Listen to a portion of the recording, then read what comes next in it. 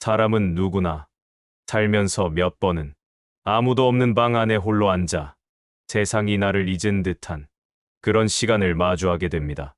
그 시간이 괴로운 이유는 혼자라서가 아니라 혼자인 듯 느껴지기 때문입니다. 하지만 그 고독의 시간은 때로 우리에게 가장 깊은 위로를 안겨주기도 합니다. 이야기 하나.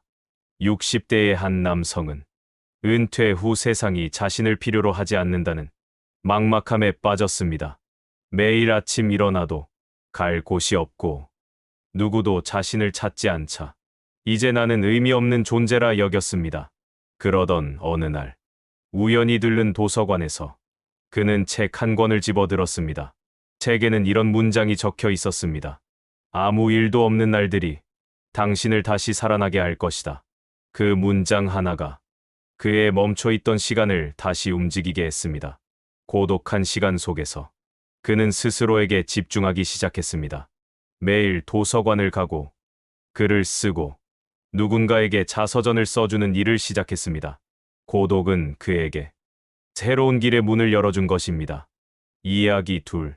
어느 70대 여성은 남편과 사별한 후 20년을 혼자 살아왔습니다.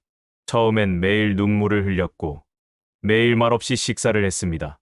그 외로움은 누구에게도 말할 수 없는 고통이었습니다. 하지만 그녀는 매일 아침 남편과 함께 걸었던 그 길을 혼자서라도 걷기 시작했습니다. 한 걸음, 한 걸음, 고요한 거리를 걸으며 그녀는 말없이 하늘을 올려다보았습니다. 그 길 위에서 그녀는 이렇게 말했습니다.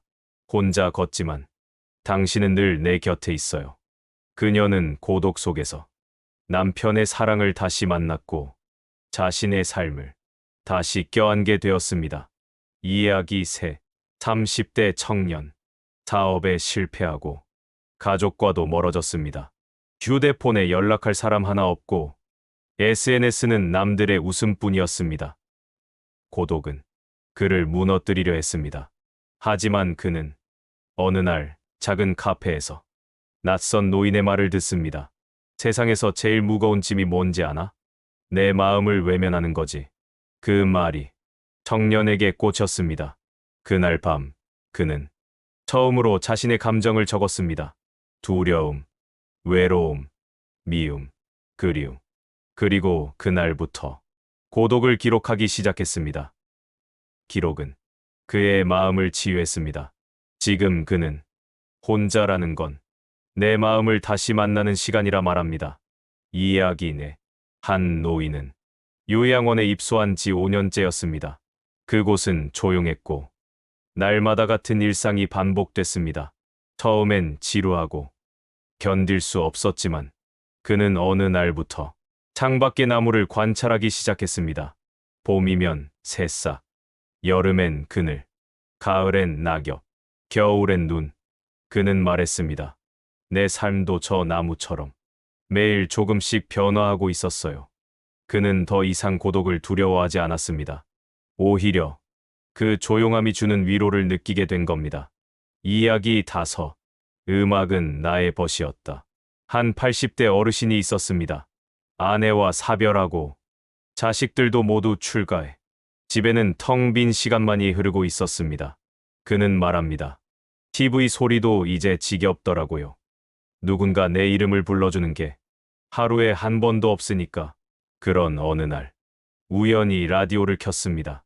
흘러나오던 음악은 젊은 시절 아내와 함께 듣던 클래식이었습니다. 그는 한동안 숨을 멈춘 듯 그 음악에 귀를 기울였습니다. 그리고 말했습니다. 그 순간 아내가 돌아온 줄 알았어요.